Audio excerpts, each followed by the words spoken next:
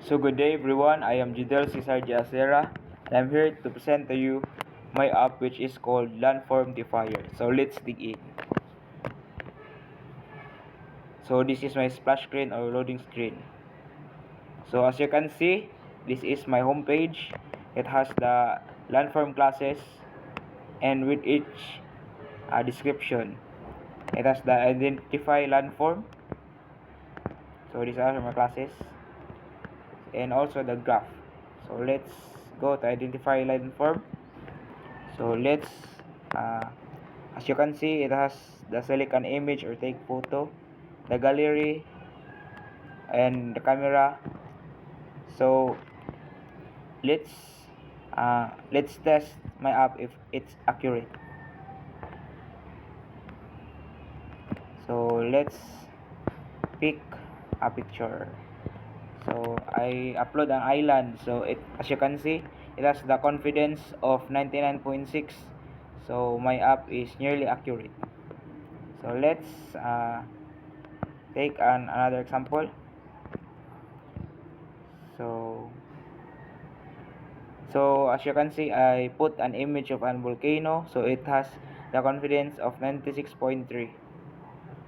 So it's nearly accurate. So now let's go to the YouTube.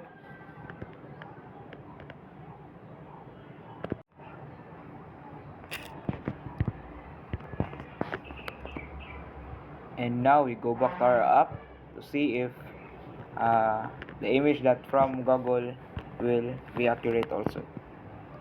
So let's pick this. So as you can see, it has 99.5 confidence. So it's predict volcano. So my app is very accurate. So now let's try the camera. Let's go outside to see if it's accurate. Let's use this camera. Click this camera. So let's take a picture or capture. So it's now 97.4 confidence. So it's predict plane. So my that's my app. It has the nearly accurate prediction. And now I will show you my analytics. So my analytics, as you can see, there are class frequencies, prediction frequency of by landform. So it has the graph, also the class here at the bottom.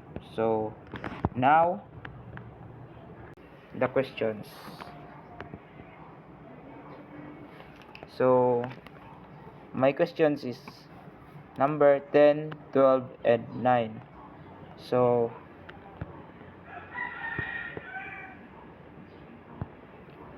now the first question number 10. So how does your app ensure that classification results, timestamps or logs are recorded accurately in the database? So this application ensures that every classification result is recorded accurately by utilizing the Firebase real-time database and its server-side features. When a landform is identified, the app uses the push method to generate a unique collision-resistant ID for each entry, ensuring no data is overwritten, and to maintain precise timing, it uses server value timestamp, which records the exact time from the Firebase server rather than relying on the user's local device clock, which could be incorrect. So next, the number 2 question. So how would your system handle an increase in the number of image classes or users in the future? So this system is designed to scale effortlessly in two ways. To handle an increase in image classes, the app uses a dynamic loading mechanism for its TF-Lite model. By simply updating the model and TF-Lite and labels text files in the assets folder, the application automatically adapts its identification logic and UI, such as the result list and analytics graphs, to support new landforms without requiring core code modifications. So next is the third question. So what type of data do you store and fast store? So as I say, and how is it structured? Collections and documents. So as I say, uh, the data that I use is the real-time database. So in prediction collections, this stores the history of all classification. Each document contains a unique key with fields or ID, string, class name, string accuracy, string double, and timestamp long server side. So in collection, this is used for human in the loop training data. When a user corrects a prediction, the system stores the original prediction, original confidence, correctly build the image path for reference, and a timestamp. This structure is optimized for high-speed writes and allows the analytics graphs page to quickly fetch and aggregate data based on landform types and time frames.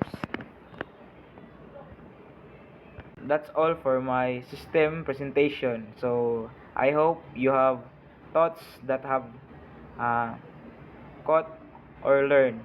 So that's all. Thank you.